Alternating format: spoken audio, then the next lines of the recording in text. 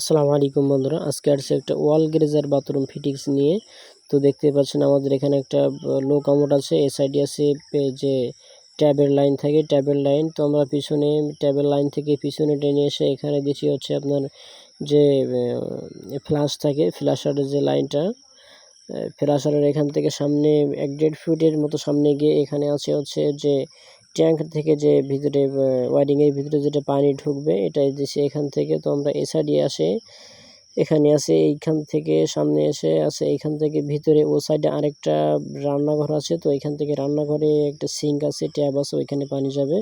তো এ সাইডে আছে যে বাম সাইডে যেটা দেখতে পাচ্ছেন এটা হচ্ছে ওয়াল গ্লেজারের ইনপুট লাইন, আর নিচেরটা হচ্ছে গেট বল। এটা বন্ধ করলে এই পানিটা বন্ধ হয়ে ওই সাইড দিয়ে গ্লেজারে উঠবে, উঠে এই যে মাঝখানে যেটা আছে এই যে লম্বা এটা দিয়ে হচ্ছে গ্লেজারের ইনপুট, আর মাঝখানে যেটা দেখতে পাচ্ছেন এটা দিয়ে হচ্ছে পানি মিক্সড করা হয়, গরম পানি ঠান্ডা পানি একটা মোড়া দিলে একবারে মিশে চলে আসবে। তো দেখতে পাচ্ছেন এবার উঁচা যে লম্বা যে দেখতে পাচ্ছেন ওইটা কিন্তু ঝর্ণার লাইন, আর এই সাইডে আছে একটা ট্যাবের লাইন। আর এর যে বাইরে দেখতে পাচ্ছেন বাইরে কিন্তু আছে একটা বেসিং হবে বাইরে, এখানে একটা বেসিংয়ের লাইন দিয়ে আছে।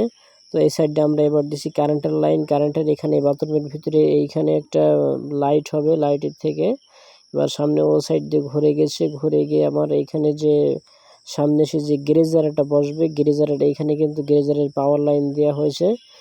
তো আবারও এখানে দেখাচ্ছে এখানে যে আমার যে মাঝখানে যে গেট বলটা দিয়ে আছে আড়ে, এটা কিন্তু মোড়া দিলে গরম পানি ঠান্ডা পানি একসঙ্গে মিশবে।